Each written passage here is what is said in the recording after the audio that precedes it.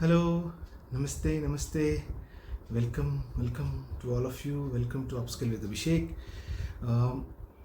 Generally हम bank में जब जाते हैं टू कलेक्ट सर्टन डॉक्यूमेंट्स और जनरली जाना भी पड़ता है. For example, if you want to take a loan, if you want to apply for any other financial product. So क्या होता है कि when you go to an X bank, the bank says sir मुझे आपके सभी accounts की detail लगेगी. I will require all of your accounts. So let's say हम सेविंग्स अकाउंट्स ले लेते हैं कि बैंक बोलेगा कि सर आपके कितने सेविंग्स अकाउंट हैं, आपकी सैलरी कौन से सेविंग्स अकाउंट में आती है, या आपकी इनकम और इनफ्लोज कौन से अकाउंट्स में है. तो इस तरीके की जनरली कॉन्वर्सेशन होती है एक बैंक में जाते हैं. नाउ अगर कस्टमर ऐसे ही करे तो उसको कभी ए बैंक में जाना पड़े, कभी बी, कभी सी, अलग अलग बैंकों में जाके he'll have to ask the information. और इससे कस्टमर का पेन बढ़ता है. Customer has to collect multiple documents at multiple point of time from the multiple banks. So यहाँ पे हमको एक बहुत इम्पॉर्टेंट ध्यान रखने की है कि रिजर्व बैंक ऑफ इंडिया ने एक बहुत अच्छा अकाउंट एग्रीगेशन फ्रेमवर्क इनेबल किया हुआ है. और ये फ्रेमवर्क कैसे काम करता है कि फॉर एग्ज़ाम्पल इस फ्रेमवर्क के तहत कुछ ऐसी non banking financial companies acting as account aggregator हैं जो कि डेटा ब्लाइंड होती हैं. मतलब वो आपको ये फैसिलिटी देंगी कि आप उन्हें अपना कंसर्न दीजिए और वो फाइनेंशियल इंफॉर्मेशन यूज़र से प्रोवाइडर से फाइनेंशियल इंफॉर्मेशन प्रोवाइडर से इंफॉर्मेशन लगे फाइनेंशियल इंफॉर्मेशन यूज़र को देंगे. सो अकाउंट एग्रीगेटर फ्रेमवर्क में दो साइड्स हैं. फाइनेंशियल इंफॉर्मेशन प्रोवाइडर जो ऐसी बैंक्स, ऐसी एनबीएफसीज, ऐसी कंपनीज जो फाइनेंशियल इंफॉर्मेशन आपके बारे में प्रोवाइड करेंगी.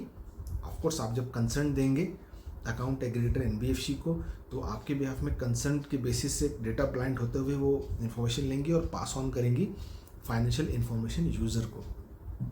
सो मैं ये बात क्यों कर रहा हूँ कि रिसेंटली ये कॉन्वर्सेशन में आया है कि many banks have started giving in their mobile banking application a feature जहाँ पे आप केवल उस बैंक के सेविंग्स अकाउंट को नहीं बल्कि दूसरे बैंक के सेविंग्स अकाउंट्स को भी देख सकते हैं. सो एक ऐसा विंडो है जहाँ पे आप लेट्स से आप ए बैंक में जाते हैं और ए बैंक के मोबाइल बैंकिंग एप्लीकेशन को उठाते हैं.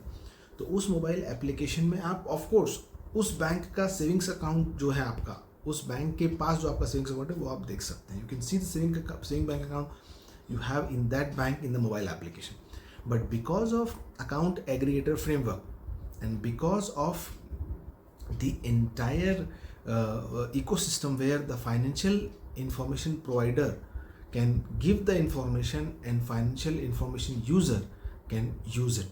So अभी क्या हो रहा है कि these banks are using this account aggregator framework and giving you a facility, a feature कि आप अपना कंसर्न दीजिए उनको. तो वो एक अकाउंट एग्रीगेटर एनबीएफसी के पास जाएंगे, आपका कंसर्न दे देंगे. वो एनबीएफसी आपका कुछ भी देख नहीं सकती, स्टोर नहीं कर सकती. वो दूसरे बैंक से जिसका आपने इन्फॉर्मेशन पुल करने की इन्फॉर्मेशन दी वो पुल करके आपको दूसरे बैंक के पास प्रोवाइड कर देगी. तो इस तरीके से क्या होगा कि आपको अगर आपके 3 सेविंग्स अकाउंट हैं 3 बैंक्स में, तो अगर एनबीएफसी का अकाउंट एग्रीगेटर फ्रेमवर्क काम कर रहा है तो आप एक बैंक में ही मोबाइल एप्लीकेशन लॉगिन करके अपने बाकी सभी सेविंग्स अकाउंट, बैंक अकाउंट को एक ही सिंगल वीडियो में विजिबल कर सकते हैं. तो ये it's a very very important development, important use case जो हमको आगे आके काम आने वाला है, जहाँ पे हम कंसोलिडेशन करेंगे हमारे फाइनेंशियल पोजीशन का. क्योंकि आपने किसी बैंक से लोन लिया है, किसी बैंक के पास आपका सेविंग्स अकाउंट है, किसी बैंक के पास आपका सैलरी क्रेडिट होता है. तो ऐसे मल्टीपल बैंक्स के साथ अगर आप एंगेज कर रहे हैं and there are multiple banks, and आप भी देखिए ना आपके लिए कितना इनकन्वीनियंस है. हर छोटी फैसिलिटी के लिए आपको मल्टीपल बैंक्स के पास जाना पड़ता है, मल्टीपल इन्फॉर्मेशन कलेक्ट करनी पड़ती है, फिर उसको पास ऑन करना पड़ता है.